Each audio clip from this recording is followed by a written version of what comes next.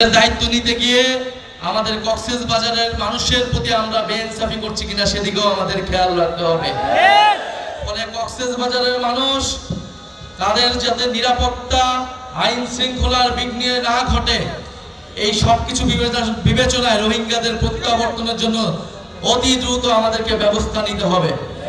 আমরা অন্তর্বর্তী সরকারের প্রতি আহ্বান জানাবো, ডক্টর ইউনূসের প্রতি আহ্বান জানাবো এবং পুরো বিশ্ব বিবেকের প্রতি আহ্বান জানাবো, আপনারা রোহিঙ্গা ইস্যুর দ্রুত সমাধান করুন।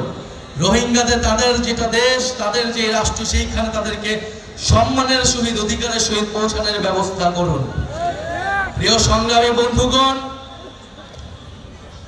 আমরা জানি কক্সবাজার গত ফ্যাসিস্ট আমলে সন্ত্রাসের অভয়ারণ্য হয়ে গিয়েছিল, মাদকের অভয়ারণ্য হয়ে গিয়েছিল।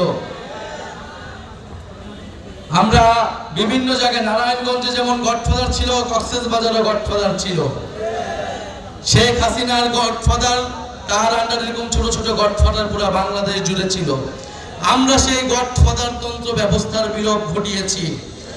আমরা নতুন কোন গডফাদারের আবির্ভাব হতে দিব না। কক্সবাজারে কোন নতুন কোন গডফাদারকে আপনারা মেনে নেবেন না, তার বিরুদ্ধে প্রতিরোধ তৈরি করুন। প্রিয় সংগ্রামী বন্ধুগণ, মাফিয়া তন্ত্র, গডফাদার তন্ত্র, স্বৈরতন্ত্র, পরিবারতন্ত্র, এই সব কিছুকে বাংলাদেশ থেকে উচ্ছেদ করতে হবে।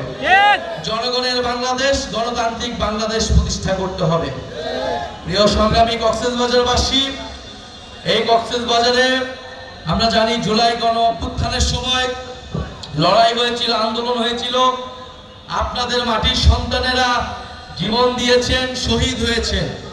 আরো একজন শহীদের কথা বলতে চাই, যিনি রোহিঙ্গা কমিউনিটির হয়েও এই গণ অভ্যুত্থানে শহীদ হয়েছিলেন, শহীদ নূর মোস্তফা।